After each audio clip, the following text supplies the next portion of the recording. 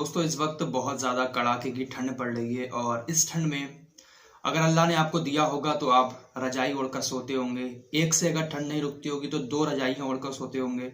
अपने रूम का गेट बंद करके सोते होंगे। बहुत सारे लोग अपने रूम के अंदर हीटर लगाकर सोते होंगे। लेकिन हमारे आसपास बहुत सारे ऐसे लोग भी होते हैं जिनके घर में एक रजाई भी मुश्किल से होती है। कुछ ऐसे लोग भी हमारे आसपास होते हैं जिनके पास मुश्किल से एक कंबल होता है, उसी में वो अपना गुजारा करते हैं। दोस्तों बस यही मौके होते हैं अल्लाह को राजी करने के, उसको खुश करने के। क्योंकि जब वो देता है तो बहुत देता है, लेकिन जब वो लेने पे आता है तो पता भी नहीं चलता हमारे पास से कहाँ से चला जाता है। 1000-500 रुपए आपके पास से अगर चले जाएंगे, आप कंबल खरीद कर या किसी को कोई गर्म कपड़ा दिलवा देंगे तो उससे वो बहुत ज्यादा खुश होगा। आप अपने आसपास जरूर देखें ऐसे लोगों को, क्योंकि ठंड बहुत ही ज्यादा पड़ रही है। ऐसी ठंड है कि आप 2 कंबल ओढ़कर भी सोते होंगे, उसके बावजूद भी आपको ठंड सताती होगी। और सोचिए उस गरीब इंसान का जिसके पास एक कंबल भी मैसर नहीं है। तो प्लीज ऐसे लोगों की अपने आसपास देखभाल करें, ऐसे लोगों की मदद जरूर करें ताकि आपसे आपका रब राजी हो सके।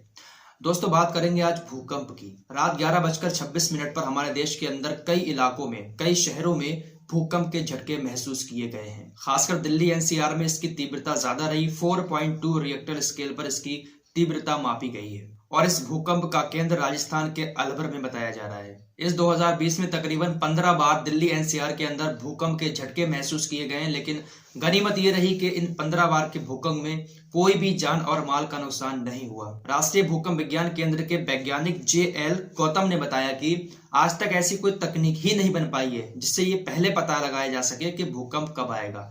बाद में जब भूकंप आ जाता है तो उसकी तीव्रता तो नाप ली जाती है, लेकिन पहले पता नहीं लगाया जा सकता कि आखिर भूकंप कब आएगा। तो ये सिर्फ उसकी शान है, वो कभी भी कहीं पर भी धरती को हिला सकता है। तो इसीलिए कह रहा हूं कि आप लोग कुछ अच्छे काम कर लीजिए, उसको राजी करिए। इस ठंड के मौसम में गरीबों की मदद कीजिए। जिसके पास कंबल नहीं है उसको 1-2 कंबल दे दीजिए, स्वेटर दे दीजिए। बहुत सारी ऐसी चीजें होती हैं जो आपके लिए बहुत कम पैसे होंगे लेकिन उन लोगों के लिए बहुत बड़ा सहारा बन जाएगा। तो प्लीज अपने आसपास ऐसे लोगों की मदद जरूर कीजिए। वैज्ञानिक JL गौतम ने यह भी कहा कि भूकंप आने वाले क्षेत्रों को 5 जोन में बांटा गया है, जिनमें 5वां जोन सबसे खतरे में है और दिल्ली का इलाका 4थे जोन में आता है।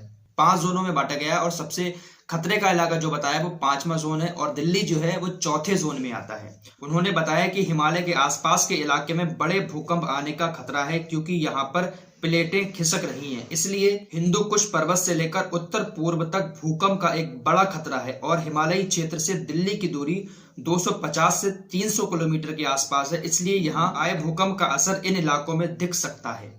यानी हिमालय के ऊपर जो है इस वक्त प्लेटें खिसक रही हैं और वहां पर भूकंप का खतरा ज्यादा है। और 200 से 250 किलोमीटर दूर दिल्ली है वहां से, तो कहा जा रहा है कि दिल्ली में इसका खतरा ज्यादा है। कहा यह जा रहा है कि जिस तरीके से नेपाल में जब भूकंप आया था तो उसका असर दिल्ली तक पहुंचा था, इसी तरीके से अगर हिमालय में भूकंप आता है तो उसका असर दिल्ली तक जरूर पहुंचेगा। और 4थे जोन में रखा गया है और सबसे खतरे का जोन जो है वो 5वां जोन बताया गया है। तो कुछ भी कभी भी हो सकता है, इसीलिए आपसे जितना ज्यादा हो सके अच्छे काम करिए, लोगों की ज्यादा से ज्यादा मदद कीजिए। जितनी भी आप कर सकते हैं, 1000 रुपए 500 रुपए की, वो आप लोग कुछ ना कुछ खरीद कर एक गरीब आदमी को इस ठंड में जरूर दें।